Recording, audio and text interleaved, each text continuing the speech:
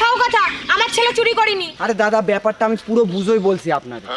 আসলে হয়েছে কি, আমি মাঠে বেগুন চাষ করেছি, ওই ছেলেই সেই বেগুন কালকে চুরি করে। কি বললি? তাই তুই ওই ক্ষেতের থেকে বেগুন চুরি করেছিস? ও কি বলবে, আমি বলছি তো ও বেগুন চুরি করেনি, এসব ওই লোকের ছক। উনি প্ল্যান করে আলের ধারে বেগুন চাষ করেছে। না হলে আপনিই বলেন এখন বাজারে বেগুনের দাম কত? কত আর হবে, ওই 70-80 টাকা কেজি। আরে দাদা বাজারের বেগুনের দাম শুনে কি হবে, ও ছেলে তো আমার ক্ষেতের বেগুন চুরি করেছে। এখন আমি অত শত বুঝি না, আমার 5,000 টাকা ফাইন দিতে হবে। 5,000 টাকা মানে কিসের 5,000 টাকা? দেখছেন দাদা, চোরের মায়ের বড় গলা। আরে দাদা আপনি থামেন তো, আমি ব্যাপারটা দেখছি তো। দিদি আপনি বলেন তো, আপনার ছেলে কি সত্যিই বেগুন চুরি করেছিল? চুরি মানে কিসের চুরি?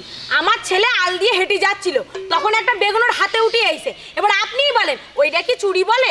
কি আর বলবো দাদা, এই সব এই লোকের প্ল্যানিং। এখন তো বাজারের বেগুনের দাম নেই, আর উনি তো বেগুন বেচে লাভও করতে পারবে না, তাই আমার ছেলের নামে দোষ দিচ্ছে। আপনি দেখবেন এরপরে পাড়ার সবার